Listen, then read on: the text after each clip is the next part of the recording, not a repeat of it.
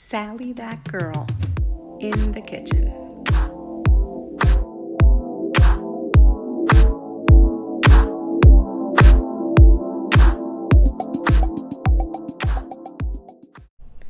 Hi everyone, and welcome to another episode of Sally that girl in the kitchen. In today's episode, I'm going to teach you how to make Mazapan, Sephardic Style Marzipan. It is the way that I remember making it with my grandmother when I was very young. It is delicious and it is a very special recipe to me. The difference is that I'm going to teach you how to make it just a little easier than she would make it. When she would do it, she would blanch her almonds, peel the almonds, grind the almonds.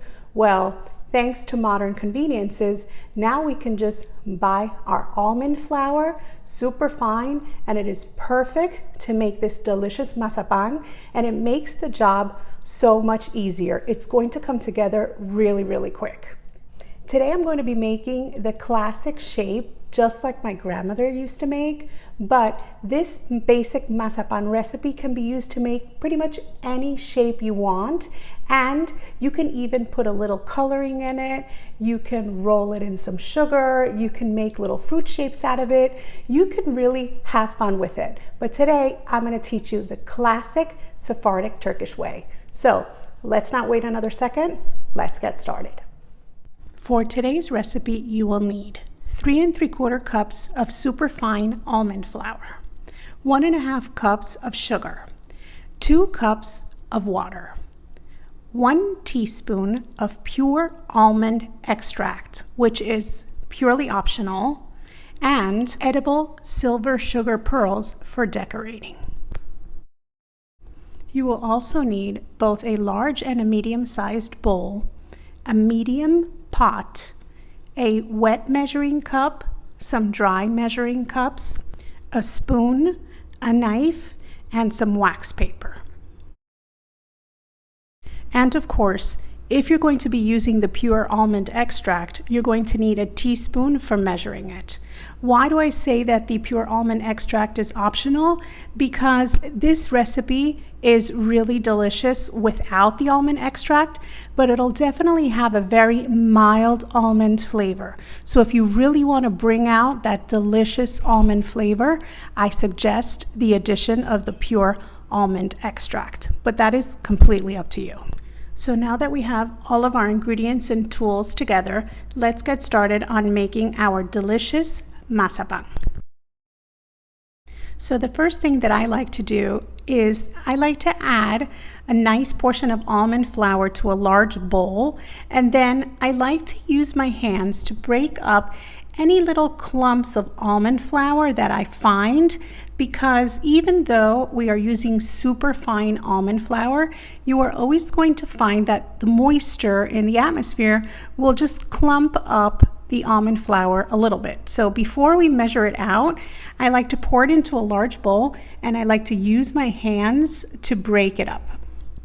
Then, once I've gone through it and I've broken up all the large clumps, I grab a measuring cup, and then I measure out my 3 3/4 cups now that my superfine almond flour is rid of any large clumps.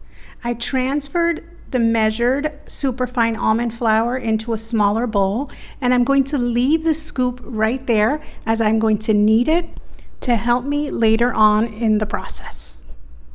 So now, grab your pot and put it on top of your stove and measure out your water. Then add your water to your pot, and then you're going to do the same with your sugar. You're going to measure out your sugar, and you're going to bring it over to the pot, and you are going to also add it. Then grab your spoon and give it all a quick stir. Then turn your stove on to a medium-high heat to begin the cooking process. We are looking to form a thick syrup, so what we're going to do is we are going to cook this water and sugar mixture for about 20 minutes, which of course can vary depending on your stove. And every few minutes, we're going to use our spoon to give it all a nice stir. And keep in mind that you are not looking to brown this. We are looking to melt the sugar and incorporate it into our water. And I will show you a couple of ways to test your liquid to see if it is ready. You will notice that as you stir and your sugar begins to dissolve, your mixture becomes clear, which is perfect. That's what you're looking for. So after about 15 to 20 minutes, you're going to want to test to see if your mixture is ready. So you grab some of it onto a spoon and then you let it cool for a minute because you don't want to touch it while it's still hot. And then if you're able to touch it and form a string between your fingers, then that's how you know that your mixture is ready. Another way to test your mixture is to grab a piece of wax paper and to roll some of it off of your spoon. Notice how slowly it rolls off the spoon and it just forms a drop that kind of stays in place and doesn't run off. That is also a good way to know that your mixture is ready. So now you are to lower your heat to low, and then if you're going to be using your pure almond extract, now is the time to add it to your syrup. Notice that it's also clear, so it doesn't affect the color, which is perfect. So now it's time to add our superfine almond flour. So bring over your bowl with the measuring cup scoop, and then little by little add your almond flour to your mixture that is still hot because we have it set to low. So just grab your bowl and your measuring cup or your spoon and just help get all of the almond flour in. Now grab your spoon and begin to combine the wet and dry ingredients. We are not looking to brown them at all. What we're looking to do is to just incorporate the ingredients until we no longer see any liquid or any dry almond flour, and they've just become one cohesive mixture. We're looking to form somewhat of a dough or a thick paste. This happens pretty quickly. It shouldn't take more than a minute or two for the ingredients to come together and for you to notice that the dough is kind of releasing itself from the pot. That's perfect. That's exactly what you're aiming for. So once your mixture is ready and it has come together, turn your heat off and take your pot off of the hot burner. Set it aside. Then set out a sheet of wax paper and a medium-sized bowl with some water and a knife to get ready to work on your mazapan. After letting your mixture cool for a few minutes, bring your pot over and use your spoon to help you pour the mixture out onto your wax paper. Make sure you get every bit of yumminess out of your pot and off of your spoon. What you're looking to do is to form a nice mound of this yummy almond mixture, and you can use your spoon to kind of help spread it out, and that way it'll continue to cool. And then just use your knife and kind of scrape off anything you have stuck onto your spoon so that you don't lose any of that yummy mixture. Then you can use your hands and wet them with a little bit of the water to kind of form a circular shape out of your dough. Of course, be sure that your dough is cool enough to handle at this point before you do this step. Then use your knife to separate your dough into 4 portions. I find that this way your dough cools down quicker and your mazapan is going to be ready to work on even faster. So just use your knife and just roughly separate your dough ball into 4 different sections. So now that you've cut your 4 sections, just separate the portions to kind of give them all a little cooling space so that they cool down quicker, which shouldn't take too long so that we can be ready to roll out our delicious mazapan. So now that your mazapan dough has fully cooled, dip your fingers into the water and use the water to help you shape your mazapan dough.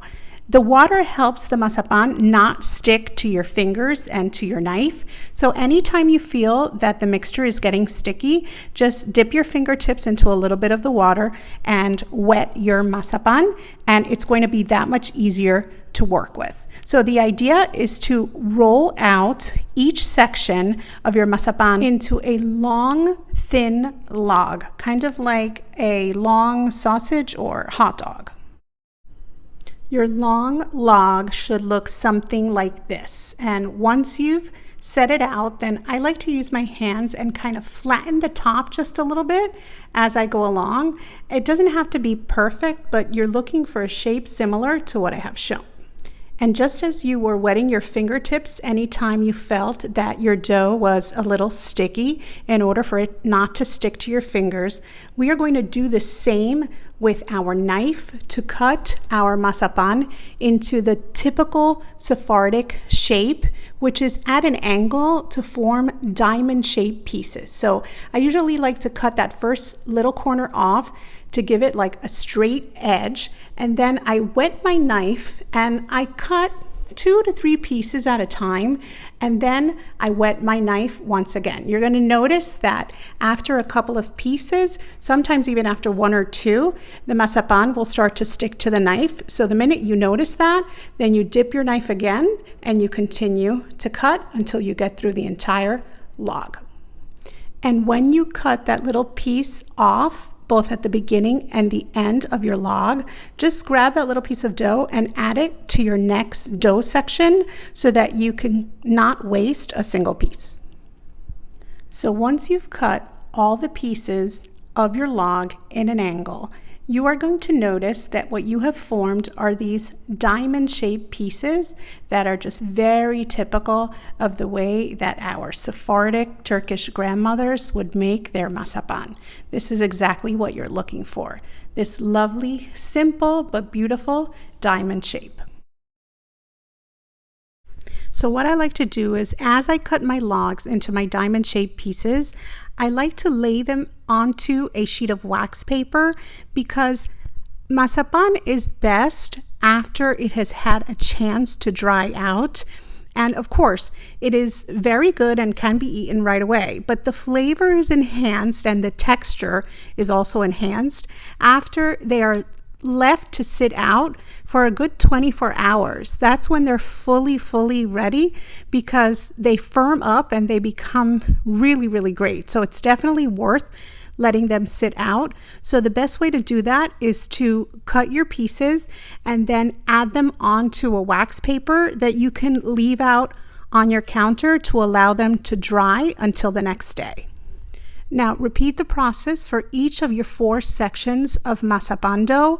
Just remember to wet your fingertips if at any point you feel that they're getting sticky, and to add those extra little pieces at the end to your next piece of dough so that you don't waste any of your delicious dough.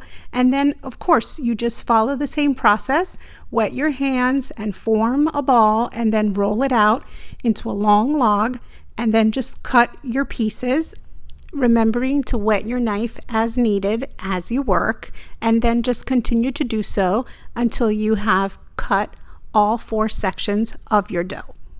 Now, once you cut all of your pieces, you should have approximately 54 pieces, but of course that may vary depending on the size that you cut them into. So once they're all cut, you're going to grab your silver sugar pearls, and you are going to grab one by one and you're going to add them to the center of your mazapan diamond. This is exactly the way that my grandmother used to serve them, and it is very festive and very special. Now, of course, if you don't want to use them, that's okay. You can leave them plain, or you can decorate them with an almond instead. Really, the choice is up to you. But I really like them because they really remind me of the way that my grandmother once made them, and they're just a beautiful touch, and they bring back those beautiful memories of my childhood.